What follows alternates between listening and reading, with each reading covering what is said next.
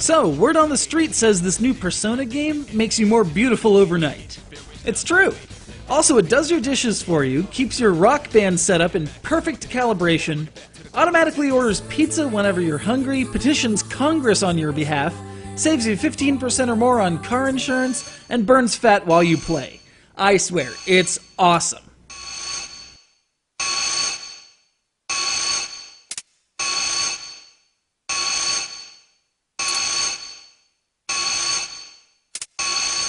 Alright, so that might have been a steaming load of BS, but I figured I should at least try. After all, it's not what you know, it's what everyone knows that matters. Rumors are reality.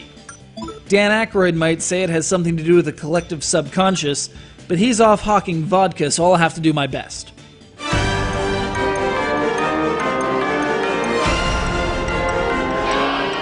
It only took a dozen years, but we in the West finally have the half of Persona 2 that missed the boat back in 2000.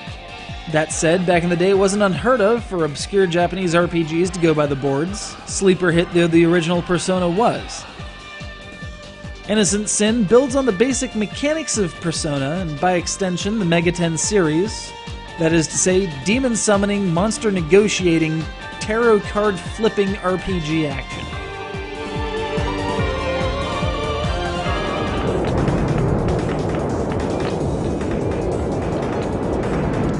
Each of your PCs is capable of conjuring a manifestation of their psyche during battle to affect outcomes from healing to beatdowns to status effects to beatdowns of a different flavor.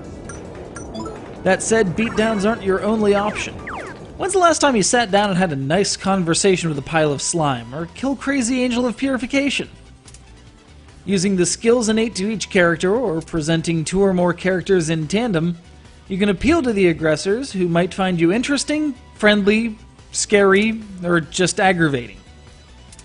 So what's with all the monsters in the first place? Well, it all starts with a curse on your school's crest. What kind of curse? Well, how about a good old Raiders of the Lost Ark style face melting? So that's why half of the student body are covered in bandages.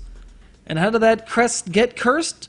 Well, I don't know, but I heard from a guy who knows a guy that this guy in that other school did it. And so it goes through an occult melange that draws upon every mythos it could get its hands on. Angelology, demonology, Greek myth, Roman myth, Hindu deities, Shinto deities, the list goes on. Using the services of that long-nosed creep Igor and his band of Velvet Room bohemians, you can convert the various tarot cards you obtain over the course of your journey into new persona, or recycle your old metaphysical incarnations for various support items.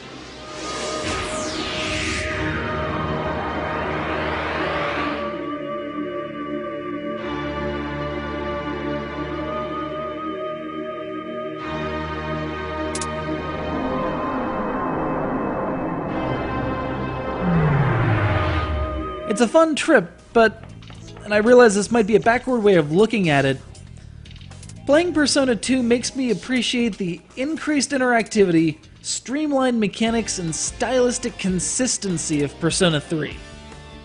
It doesn't help that the inexorable link between the two halves of 2 and their repeated references to the original Persona can leave the Shin Megami Tensei neophyte in the lurch, so to speak.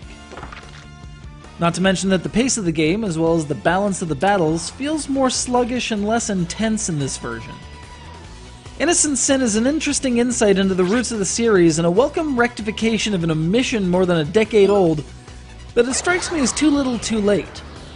While certain aspects like the opening video have been updated for the masses already acquainted with Persona 3, I can't help but think of how good this adventure could have been with a more sweeping overhaul a la Star Ocean First Departure.